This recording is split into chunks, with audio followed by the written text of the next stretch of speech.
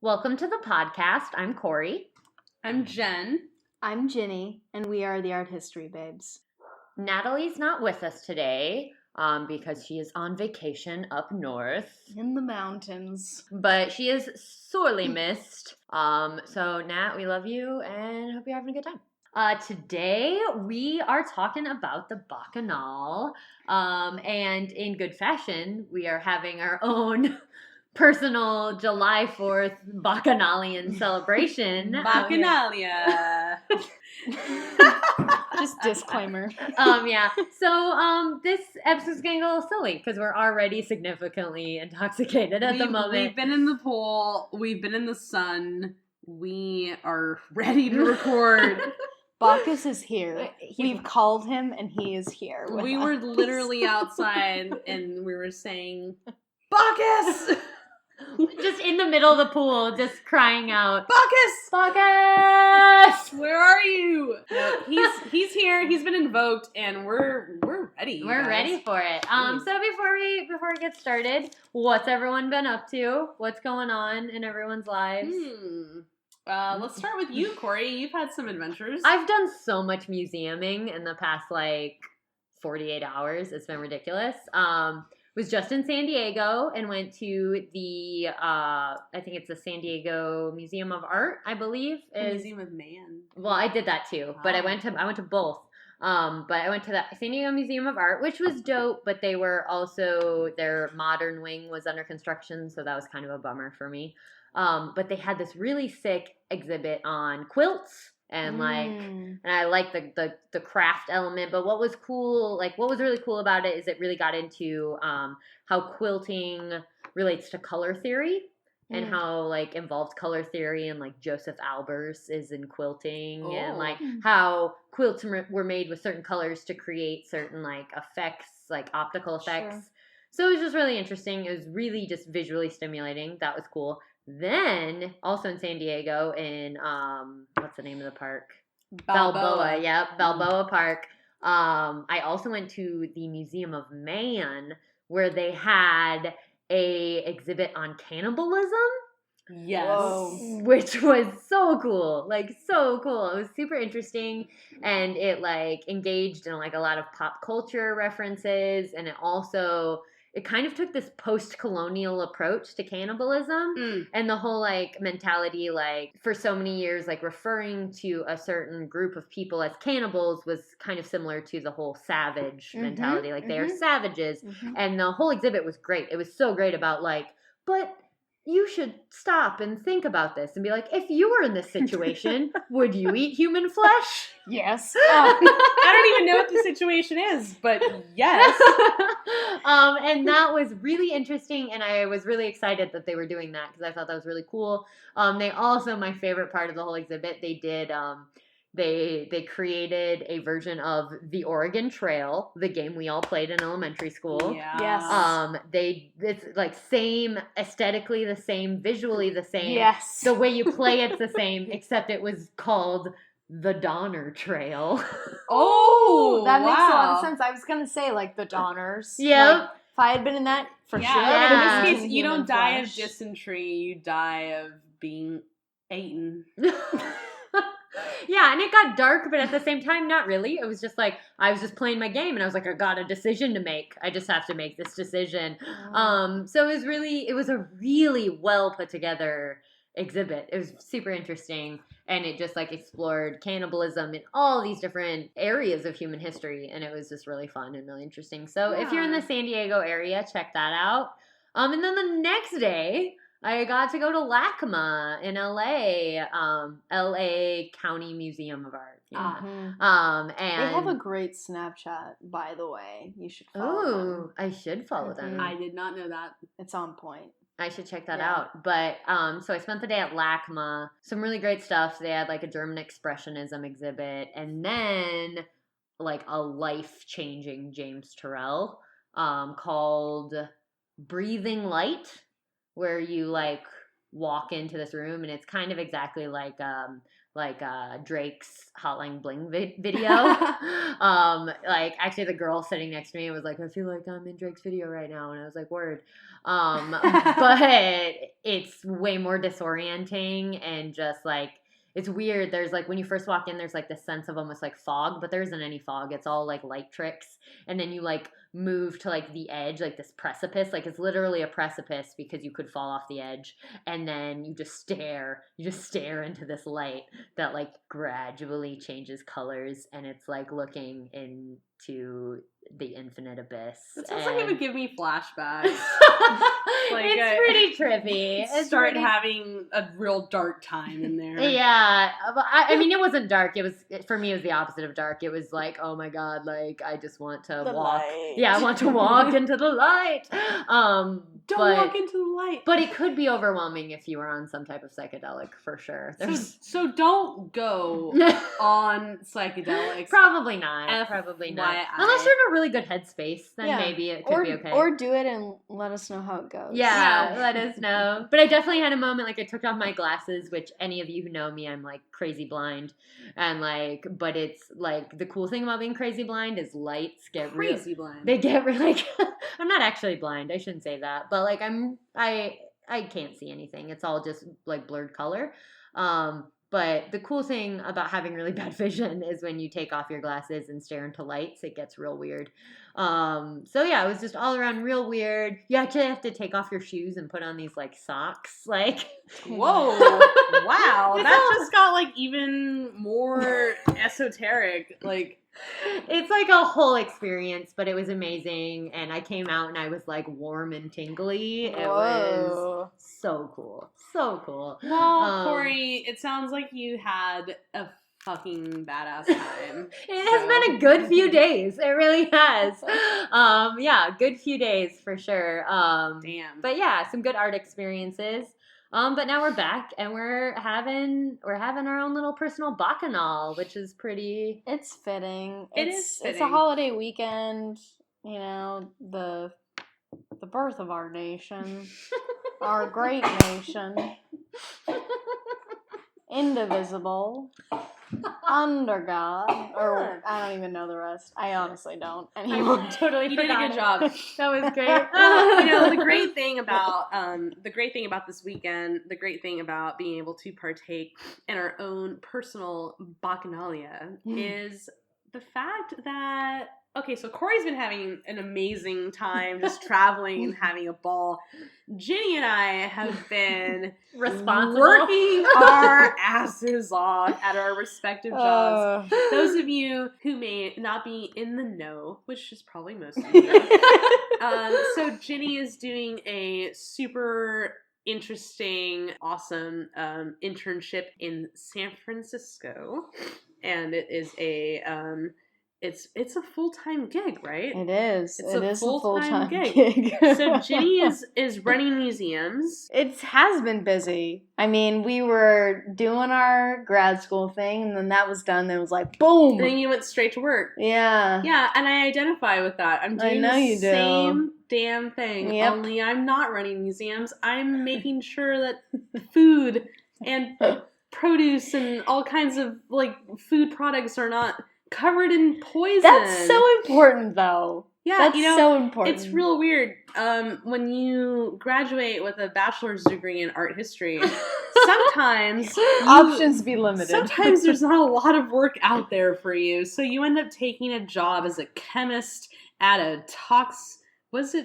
Why am I asking you? A toxicology lab. I work at a lab where we check to see how poisonous your food is. Rest assured, it's really not that poisonous. All right, let's bring it back. Yeah, let's get on topic. So you know, we're bringing it back, and today's topic is Bacchanals. Bacchus liked to show up. He liked to show up to regular Joes, and he would temporarily release them from the trappings of everyday life. So Bacchus just shows up, You're out in the fields tilling the wheat, and suddenly there's Bacchus, and Bacchus typically would show up with a bro from the mythological world. Oh, like his little satyr. Yeah, satyrs. Yeah. And Bacchus would show up with his friend. I actually I looked up the actual definition of is it of a satyr? Satyr or satyr? I think it's satyr. It's satyr. Yeah. And satire. And I really enjoyed it. One of a class of lustful, drunken woodland gods. Oh. And I was like, that's all I've ever wanted to be. Really. I work in woodland, by the way, so I've met a few of those guys. But those are some solid characteristics, for sure. Oh my God. But yeah, Bacchus would show up and he would release you from your problems, and he would release you from your problems with wine. And this is a huge trope in the world of classical painting, and that's where we're going with this today. So let's switch over to Ginny. Let's talk about some of the roots of the Bacchanal. What is a Bacchanal? Let's talk about it. All right. So a Bacchanal is, to be put quite plainly, is an occasion of drunken, raucous revelry. Oh. So this immediately connects to the god Bacchus, but before there was Bacchus, there was Dionysus. And so if you know even a little bit about Greek and Roman mythology, Greek mythology was kind of the OG, right? So then the Romans adopted a lot of this mythology and just gave the gods different names. Mm-hmm. So it started out with Dionysus and went into Bacchus. So Bacchus was really this kind of, he was the god, or I'm going to switch back and forth actually between Dionysus and Bacchus, and then we'll later just stick to Bacchus. They're the same dudes. Same guy. So Bacchus, Dionysus, is the god of the grape harvest, of winemaking, of partying, of fertility, and kind of this chaotic, like just letting loose of like all inhibitions. My kind of god. Essentially, he's the chaotic good in the world. So, for sure. Like the necessary chaotic good. And the thing about Bacchus/Dionysus is that he was the last god to be welcomed into Mount Olympus. And his mom was actually immortal. His dad was Zeus/Jupiter, so like the main dude, the lightning dude, you know the one. So he kind of had this connection with like the everyday people, because like, oh, he's kind of one of us, but he's a god and he likes to party. So you can see why he really connected with people. And everyone likes a guy that likes to party. Yeah. Well, how could you not? I mean, that's everything you just said. That's the guy that I want to invite to like my party. It's like, dude, Bacchus just rolled up with a keg. It's about to get real. This is 100% off topic, but I saw this is on a documentary about Saturday Night Live. That is way off topic, but stay with me here. And they went into this whole thing. It was super interesting. It's about like Saturday Night Live and the history of Saturday Night Live. And they went into this whole thing about how Will Ferrell's kind of version of George W. Bush is kind of the reason why George W. Bush got elected, because everyone saw this really goofy, funny, ridiculous dude that liked to have a good time in Will Ferrell's George Bush. They were like, they looked at him and they were like, that's a, like, I think this is the exact quote from the documentary. They were like, that's a guy I'd like to have a drink with. And in the end, that ended up being our president. So Will Ferrell, you done fucked up, dude. So everybody likes someone that likes to have a good time. No, it's very, very true. I mean, this is also 100% off topic, but I'm not even like a huge baseball fan, but my dad is, and he was just talking recently about Tim Lincecum, who used to be a pitcher for the Giants, and he got busted for smoking weed, like while he was driving back home to Washington or something. And for San Francisco fans, they were like, yeah, let's come. We love you. You're a great dude. No, That's a very San Francisco thing. It is to get busted. But it's also, yeah, it's just like a human thing where you like people that like to have a good time. Humans, we have a very particular genetic makeup, and part of that makeup says that we want to get fucked up all the time. Apparently. So that's Apparently. just real. And we've been doing it since millennia. Mm-hmm. And it's not going to stop anytime soon. So the spirit of Bacchus is with us. Oh, it absolutely is. And I mean, you know, as early in ancient Greece, he began showing up in a lot of different art forms, primarily sculptures, but also, you know, designs in ancient Greek pottery. And he often showed up as a nude, somewhat androgynous figure. And he had these followers, like one of them we talked, how do we say, satyr? Satyr. Is it satyr? It's satyr. Yeah. Satyr. Apologies. A satyr, centaurs, and hermaphrodites. And these are all like his crew that just liked to party and traveled around with him. And so as we're moving into the ancient Roman period and Dionysus becomes Bacchus, Bacchic art can often be quite erotic. Oh, yes. Intentionally shocking, and there's certainly elements of seduction and kind of revelry of partying, of, you know, this kind of gluttonous excess, and that really becomes per the course of Bacchic art. And I read a really interesting book, and we'll put this on our website. It's called Ecstasy, Understanding the Psychology of Joy by Robert Johnson. I need to read that immediately. It was really so interesting. It was very interesting. So he talks a lot about mythology, particularly relating to Bacchus, and how, you know, when followers of Bacchus began developing and they, you know, these Bacchanal events took place, getting drunk it was partially about having a good time, but it was also directly linked to getting on like a higher plane. So getting into a higher reality that was closely connected to the gods. So in getting really fucking drunk was a way of like paying tribute to Bacchus, to being closer to Bacchus, and therefore being closer to the rest of the gods, and kind of breaking free of the restraints of mortal constriction. And so that's where we really see this kind of Bacchanal start to take form as, yes, having a good time, but it's also pretty spiritually based. And I have a couple poems that I can read. Oh yeah. and then I'll pass the torch. So I found a couple poems, and so the thing about Bacchus is that he generally came with like a posse, right? He wasn't. Cheetahs. Yeah.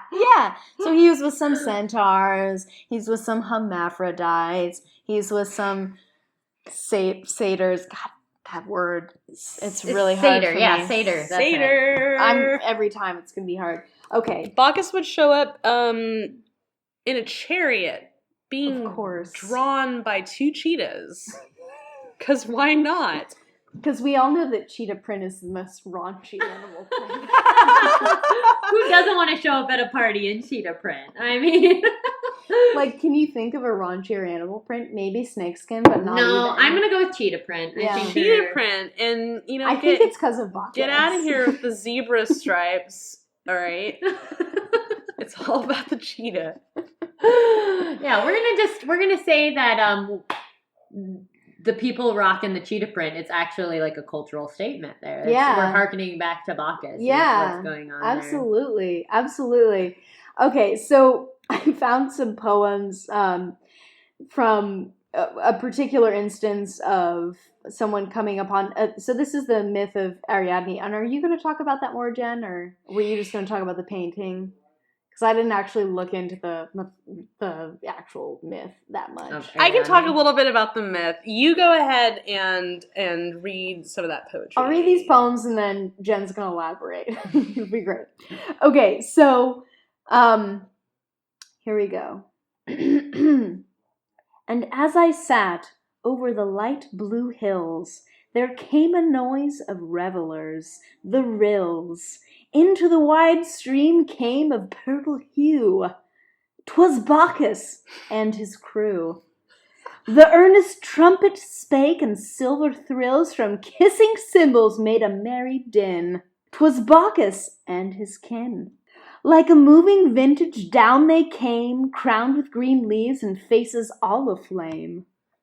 All madly dancing through the pleasant valley to scare thee, melancholy. Whence came ye, merry damsels? Whence came ye? So many and such glee. Why have ye left your bowers desolate, your lutes and gentler fate?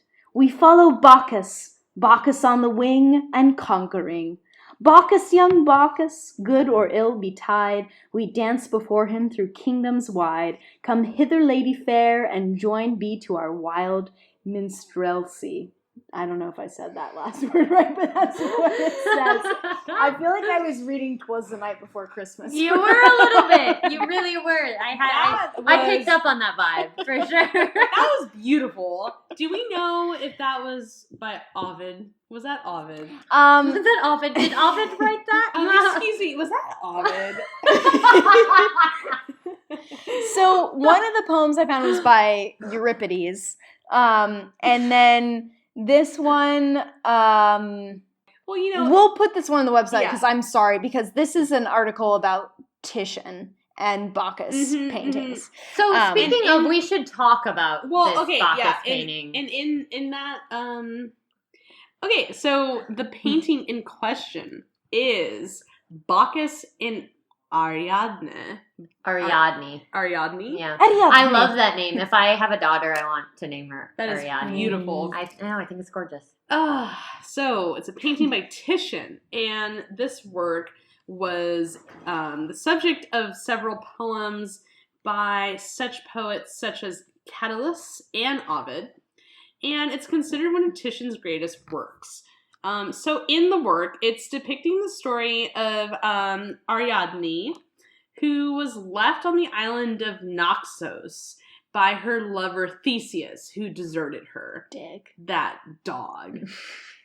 His ship sails away to the far left of the work, and she's discovered on the shore by the god Bacchus. And Bacchus is leading a procession of revelers, as he does. And he is in his chariot. And his chariot is drawn by two cheetahs. Of course. And so in the painting, he's depicted in midair. He's leaping out of his chariot. And he is going to protect Ariadne from the beasts. And the beasts are his beasts. So that's obviously like a pickup, like whole situation there. Like, oh no, young maiden, let me save you from my cheetahs. So anyway, he is obviously trying to bang our young heroine. There are a couple other things happening in the painting. There, in the sky above the figure of Ariadne, is the star constellation of Corona Borealis, or the Northern Crown. And there's a significance here as Bacchus promises the entire sky to Ariadne, where she would then become the constellation of the Northern Crown. Damn. Isn't that lovely? That's very lovely. He falls in love with Ariadne on first sight, and he leaps from his chariot drawn by two cheetahs towards her. Ariadne had been abandoned on the Greek island of Naxos by Theseus. The picture shows her initial fear of Bacchus, but he raised her to heaven and turned her into a constellation represented by the stars above her head. That is from the National Gallery's website, by the way. It's lovely. It's just lovely. It's a beautiful work. We're going to post it on the website. arthistorybabes.com. By the way. And we will make sure that you guys can check it out for yourselves because it's very beautiful. And this is just one of several amazing paintings of Bacchus. Bacchus So is just... many. Everyone wants to paint Bacchus. I mean, how I know. could you not? I know. Ultimate party Especially animal. Bacchus and Ariadne. Like, there's another one that Titian did of the two of them. And Bacchus has like a very particularly tiny penis, which was in vogue back then. Yeah, because big dicks were barbaric. No, that's real. They were considered to be ogres.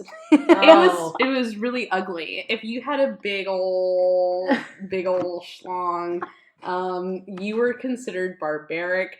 People would say, "Put that thing away." I don't want to see that huge cock. Anyways, so Titian's painting, pretty seminal work of the Bacchanal, like a pretty important Bacchanalian painting. We'll have it on the website. You can check it out. But so we've been talking about essentially like the Greek history of the Bacchanal. And what kind of like happened is, as you can imagine, these festivals, they were problematic for some people. They were like, we don't want that. We don't want people engaging in drinking and gratuitous sex and all of this craziness. And it very quickly turned into something very, what's the word I'm looking for? Sort of like insidious. Yeah. Insidious is that's not the word I was thinking of, but that's a great word. Mm-hmm. It became very quickly, people started looking at Y'all are having too much fun. Yeah, there's something wrong with this here. And so then we have the government essentially getting in and kind of... In Roman times. Yes, in Roman times. So yeah, let's transition into that. So, what became known as Bacchanalia were the Roman festivals of Bacchus. So once again, Bacchus is the Roman equivalent of the god Dionysus. So the Bacchanalia can be understood as a variation of the Greek Dionysia, which was just the Greek version of these festivities in the name of Dionysus. And they were very popular. They were popular and well organized, and they were mainly popular in the southern Italian peninsula, which makes a lot of sense because that is where there would have been contact between Greek and Roman civilizations. So Bacchanalia were associated with Rome's native cult of Liber, which is where we get the word libation. Of course. Nice. Yeah. Nice. And so there's popular scholarship says that these festivities arrived in Rome around 200 BC, but like all mystery religions of the ancient world, there's very little known of the actual rites. So we depend on a guy named Livy.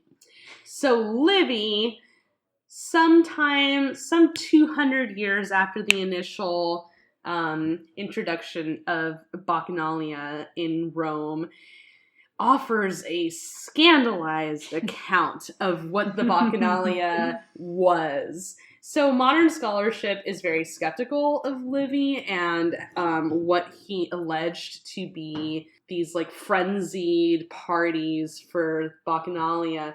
But they can agree that Bacchanalia were typically hugely sexual. There was a lot of sex and promiscuity, and there was also a lot of violence. It was actually a violently sexual event. Not to get too deep into it, but, trigger warning, it's safe to say that there was a lot of unconsensual sex happening. And these sort of, these parties, these Bacchanalias were the subject of of scrutiny by the Roman Senate. So the Senate became aware of bacchanalia rites, and they said, "Oh no! This is dangerous. They're breaking all these laws under the guise of religion, and we can't allow this to happen." So there were some heavy reforms.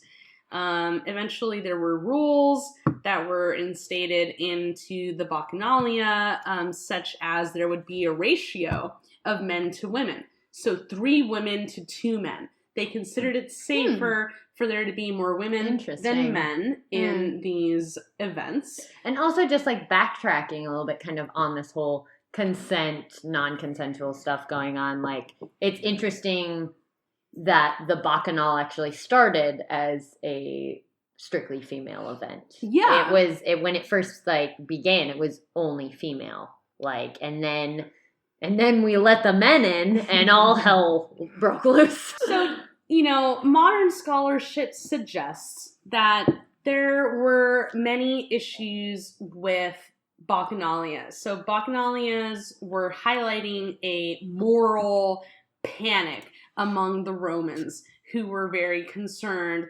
about keeping their hegemony among their, not only their republic, which was soon to become an empire, but also their conquered territories.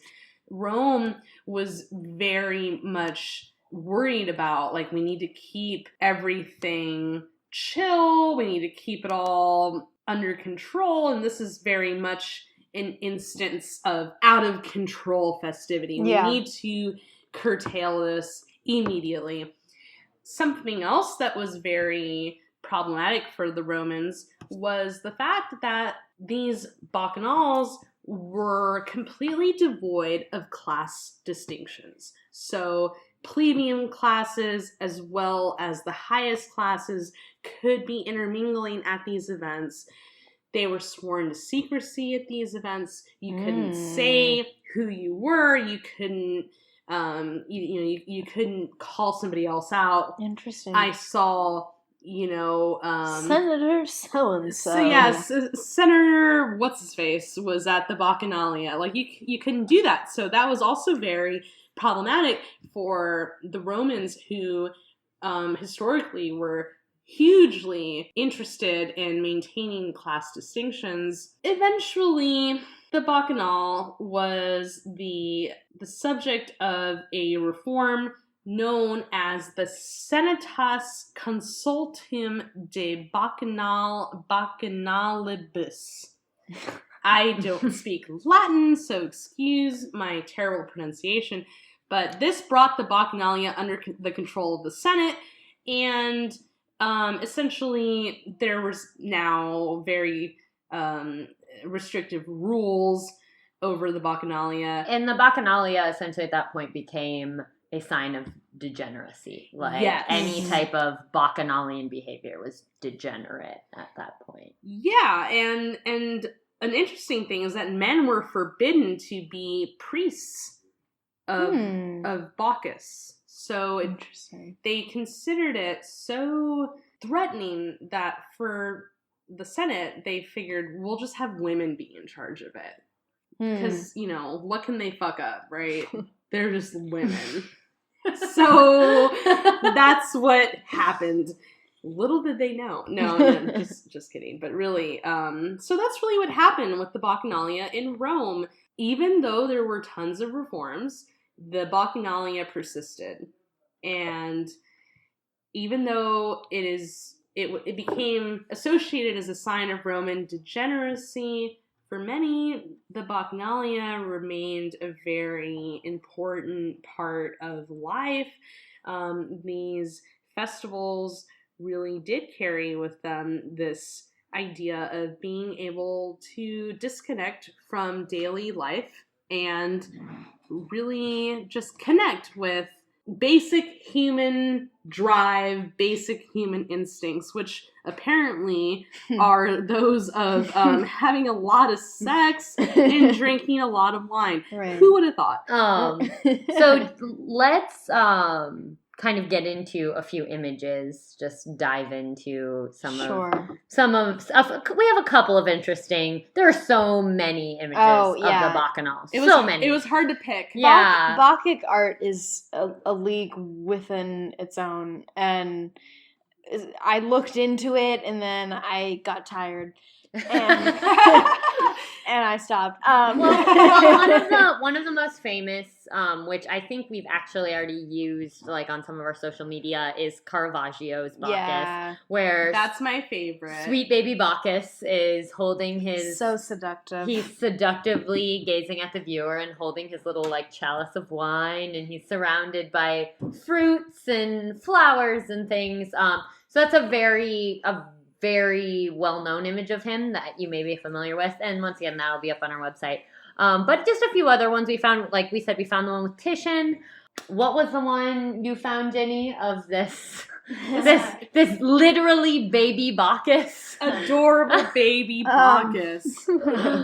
I found this painting by Guido Reni, who is a 17th century Baroque painter. And we'll put this on the website as well because it's a delight. It's a chubby baby Bacchus, and he's drinking, like a hearty glug, glug, glug from a glass jug of wine. And then he is peeing at the same time. And then his little barrel of wine that he's leaning on is leaking wine. So it's kind of like this double stream effect. So there are connotations. Yeah, he's but so cute though. It's great, and he's got like a little grape wreath on his head, and he has a little wine gut. He's definitely imbibing. That is exactly what he's doing. It's super cute. And then another one I found was let's see, from 1537, Martin van Heemskerk. Triumphal Procession of Bacchus. And this is, I think it's an interesting one, but like I said, there's so many images of just like Bacchic celebrations, but I really like this one. It kind of takes influence from like Roman sarcophagi and like friezes. It's kind of got that same feeling, but it's like a painting. And just my favorite part of it, I mean, there's many individuals fully nude. Yeah. But there's a lot of interesting things going on in this painting. But my favorite, like the thing that stuck out to me immediately, is there's this dude like right in the forefront, kind of on like the left side of the painting, and he's doing like a bridge, like a yoga bridge, with his like right leg up in the air, just like getting it, just doing his. He's so amazing. Like, what is even happening? He's just doing his thing. He was like, this is what I need to do right now. They caught him mid backflip. Yeah, and it's pretty. He's killing it, you guys. He's killing it. I also like this painting, and I mean, I haven't looked enough into it, but it's like very multiracial. There's like all kinds of skin tones and stuff, just like having a good time together. When is this painting? And I think that's great. 1537 to 1538. That's even more surprising. Yeah, There right? were multiple races. I know, right? I was like, hey, look at that. There's people of like all colors. That's really great. Because isn't that what we all want? Just like all people to get together and have a Bacchic celebration. Yeah. I'm down. Me too. But it's a really interesting, and there's a lot more action going on in this painting. But yeah, you should check it out just for Mr. Backflip for sure. So I want to talk about one of my favorite Bacchus paintings, and that is the work by the Spanish painter Velázquez, known as the Triumph of Bacchus, but it's also known as Los Borrachos, which means the drunk people, or just the drunks, however you may like to interpret it. But it is such a great work, you guys. Oh my God. Isn't this like your background on multiple things? It's just so fun. Like, gosh, I just can't get over it. In the middle, highlighted, Velázquez was known for his use of this very dramatic light. And so Bacchus is shown in highlight in the middle of the painting. He's lighter than the rest of the people in the painting. And this was meant to not only highlight his divinity, but also to distinguish him from the common everyday folk that he is visiting in the work. So he is here among 17th century Spanish peasants, and they are having a great time. They're all pretty rosy-cheeked. And that's the sign. Yeah, and my favorite thing about this painting are these three men in the middle they just look like they have seen you crossing their path, and they're saying, "Good friend, come drink wine with us." Yeah, it's like you just came into the party and they're like, "Hello." No, you'll see. Welcome. When you look at this painting, there's one right at the middle, and he has a hat. He's looking directly at you, and you have met this man at your local dive bar. You know him. You have met him at your local dive bar. You have talked to him. You probably had a pretty good conversation. You probably did a shot or two with him. Yeah, most likely. He exists. He exists today, and that's what's so great about this painting is because you look right at it, you see this random ass dude right in the middle, and you're like, I have met that guy. And he's so friendly, and he looks so happy, and he just really wants you to come and drink this wine with him. And I love this painting for so many reasons, but my most favorite thing about it is the fact that Velázquez paints Bacchus as a man who shows up and brings wine to these hardworking peasants that are just everyday contemporary people that Velázquez would have seen on the street as a Spanish man in the 17th century, painting what are known today as bodegon style paintings, which are paintings that draw from everyday life in the Spanish tradition. And what I love also about this painting is that Bacchus is shown as kind of like a pudgy guy.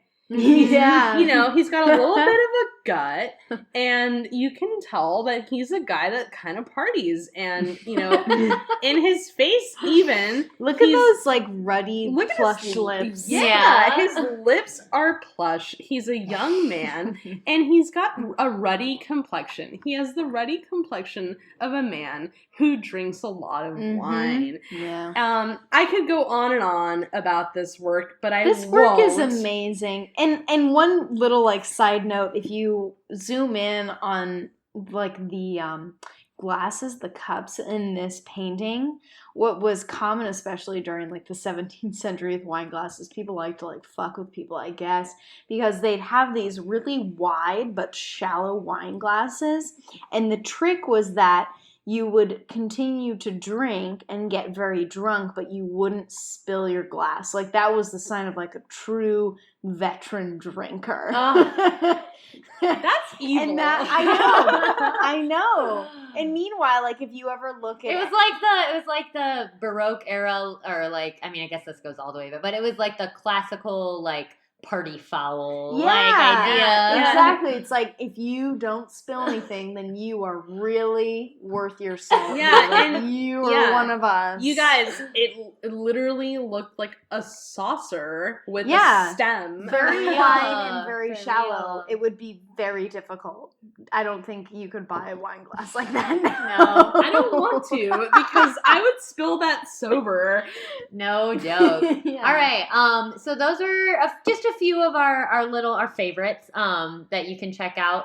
We're gonna kind of move into what the Bacchanal means in contemporary culture. And to do that, I'm actually going, as we mentioned before, we're having a little bit of a party right now.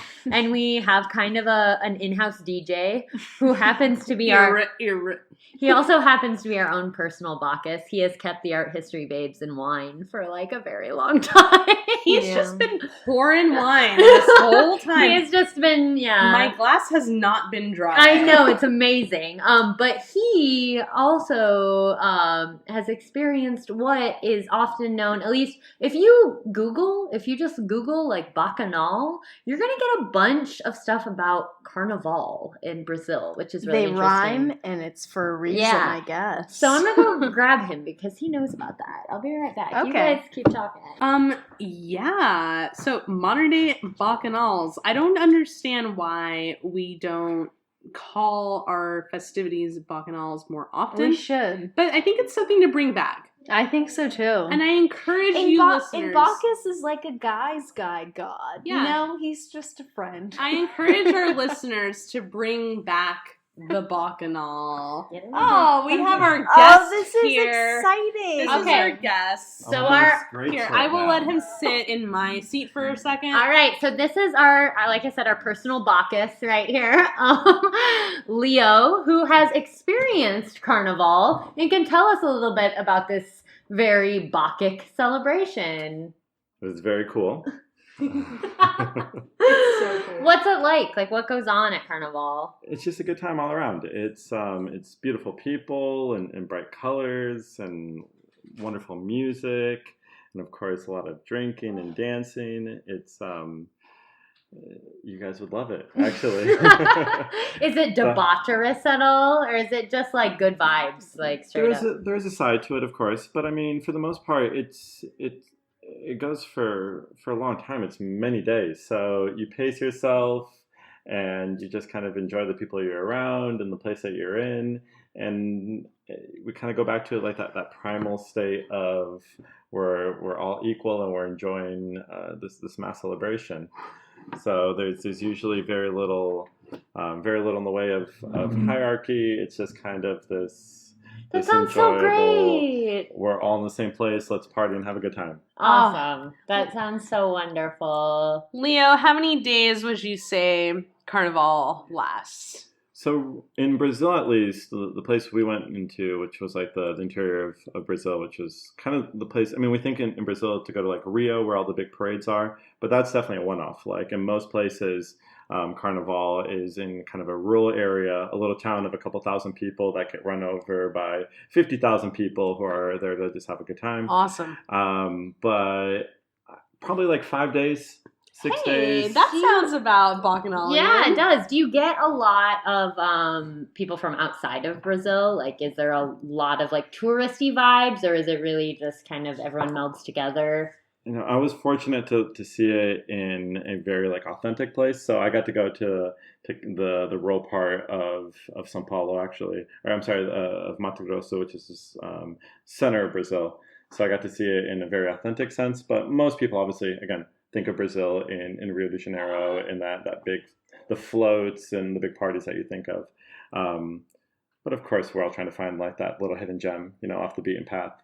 And the same thing goes with Carnival. Like, you definitely want to try to find the true, authentic celebration instead of what tourism has done to it. Leo, that sounds very sexy, and we are very glad that you are telling us about this story. Thank you very much. That I think that really that's definitely I think what the Bacchanal tried to really, what's the word I'm looking for? Invoke? Yeah, invoke it. That was the sense of the Bacchanal. So like, I feel like it's alive in Brazil, but I think it's alive a lot of places. It can happen anywhere. It's alive here tonight, it folks. Is. It can happen anywhere. Good people, you know, good wine, beautiful sunshine. Man, I love this. This is so well, cool. Thank you, Leo. Thank you so much. Our good friend Leo.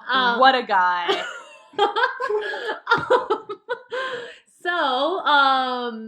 So Brazil Carnival, that's a good contemporary example. I mean, there's different festivals. I mean, like, festival culture is so big right now that you could easily kind of group that into the Bacchanalian spirit, I think. Yeah. But one particularly interesting manifestation of the Bacchanal, which Jen is going to talk about for a minute, is how Bacchanal is represented within like the kink community. So Jen, if you'd like to. Yeah. So a couple of things. We're on the West Coast over here. So as someone who has been raised in Bay Area, California sort of culture. So Folsom Street Fair is a big thing here on the West Coast. So those of you who might not be aware, the Folsom Street Fair is the world's largest festival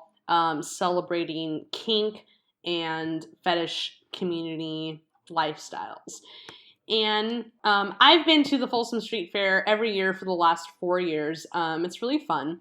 And as a result, I have made a lot of friends with people who are in the kink community. And so one of my good friends, who will be known as Alex, he wants to be known as Alex.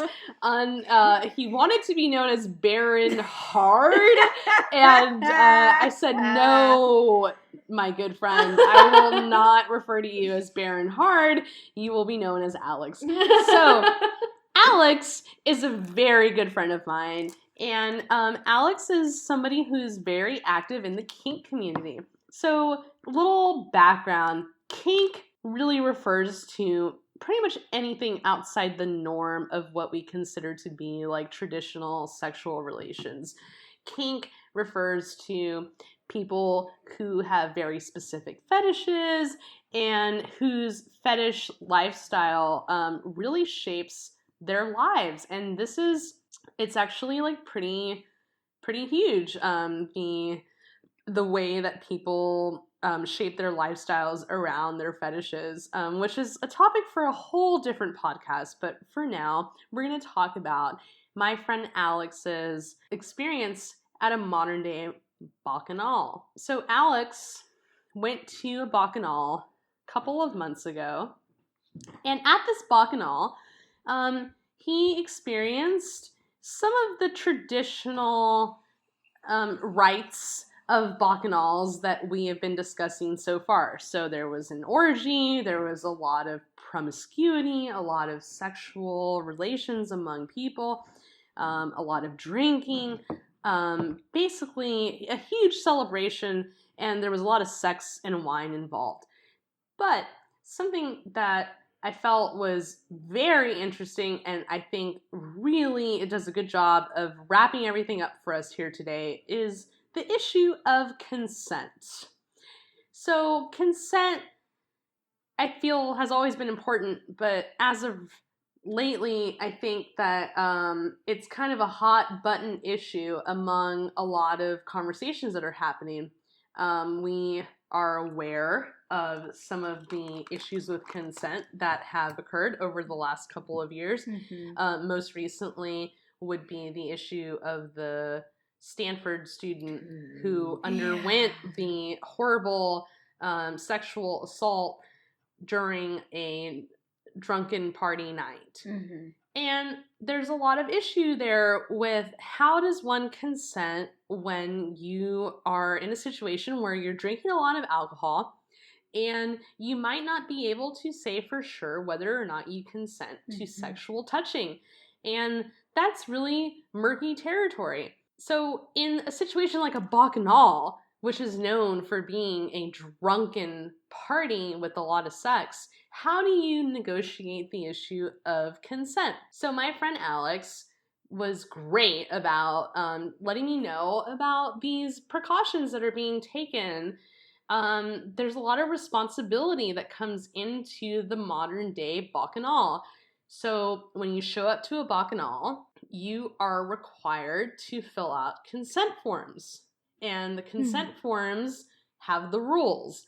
And the rules are no touching where there is not explicit consent, no sort of any kind of sexual interaction without clear consent is not allowed. If you are too intoxicated to give clear consent, you are moved away into an area where you need to get your bearings. You need to drink some water. Get your shit together. You need to get your shit together. And so, how do you know? So he told me about drink tickets. They have drink tickets at these events. That's smart. Each person is allotted 5 drink tickets. And you don't get them all at once. You get them throughout the night. If you're too drunk, you need to sit out. And nobody can bring in outside alcohol. There is no outside mind-altering substances allowed. You need to show up there with your own faculties, you must be sober, and you show up and they give you your drink tickets and that's what you're allowed to do for the night. Everyone there needs to wear protection. Even if you are in a polyamorous relationship where you are fluid bonded with somebody. Fluid bonded is the term in the poly community for the partner that you have sex with without barriers. Even if you are fluid bonded with somebody, you may not partake in any sex without a condom or even dental dams for oral sex, which is like, I've never even seen a dental dam, so that's amazing. Yeah, I was like, is that saran wrap? I It's basically saran wrap. I know it's you know, and I love they're covering their bases. I know that's great. Good you know for what? them. And I love that it is a safe sex, best sex. It's an event. It's a safe sex event.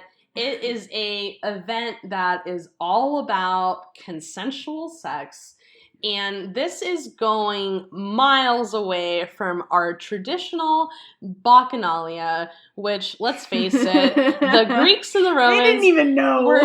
They were doing a lot of unconsensual things. And so it's very good to know that the spirit of the bacchanalia is alive and well today with very strictly defined parameters of consent and protection. And I am just really glad that that's the case. That's good to hear. That's really good to hear. Great. Because I think there are a lot of things about bacchanals that are great and I really value, but they're obviously with changing times, there has to be kind of changing constraints or conceptions of things. And so that's good to hear that bacchanals now are like still in the spirit of a bacchanal. Yeah. But people are being safe and responsible and respectful to one another. I want to say thank you to my friend Alex. Thank you, Alex. For giving me the scoop on the bacchanalia, because the element of secrecy and anonymity has not faded over the last 2,000 years, and therefore the bacchanalia remains. You got an insider scoop. And you know that's cool. I know that a lot of other shit went down that I don't know about, and that's okay. And that's up to the imagination, you guys. You just make your own fantasy, okay? So yeah, the general takeaway is embrace the spirit of Bacchus. Drink that wine, have a good time. Yeah. But also, sex without consent isn't sex, it's rape. Yeah. So don't fucking do that shit either. And wear protection, you guys. Yeah. You know, because HPV is everywhere.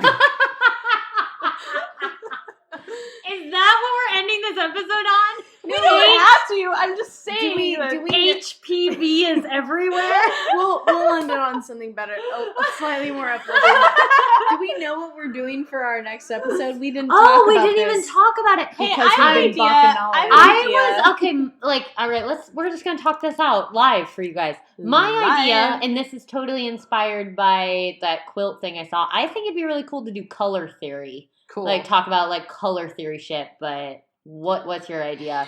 My idea is I really want to take you guys down the road of graphic novels and comic book culture. And I would love to do an episode on my boy, Robert Crumb, who is so problematic. That'll get interesting. Ooh, he's just, oh God, yeah. Do we want to do those in order? Should we I don't know. Well, you know what? What do you guys think? Or we could ask the boys out there, like, hey, what sounds better? Hey, go get a vote. Go get a vote. Color theory or graphic novels? So while Jenny's getting a vote, I would like to also open it up to our listeners. If anybody wants to leave a comment or an email, I would love to have some of our listeners weigh in on our podcast.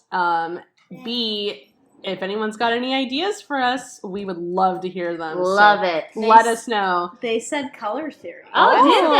Okay. I thought they were going to say graphic novels. Yeah, boy. But I mean, we'll do both of them regardless. But we'll wait it out and hear from you guys too. but potentially our next episode's color theory. We're gonna do them both, so don't worry about it. We'll talk about it. We'll talk it out. But we would love to hear any. Hi, pup. We would love to hear any feedback we can get from you guys. Like anything you're interested in hearing. Like we would love to drink wine and talk about it. Like this is a very wide open visual color podcast or visual culture. I'm drunk. I'm sorry. Not sorry. We're gonna go jump in the pool after Yeah, this. immediately. Bacchus is with us tonight. Yeah, this shit's silly. Bacchus be calling. But for real though, email us arthistorybabes@gmail.com. We'd love to hear, like, anything you want to hear. We will do an episode on it, I promise. Yeah, comment on our Twitter. Comment on our Instagram. Comment on our Facebook. We got all that shit. It's everywhere, and we want to know what you guys want to hear. So let us know.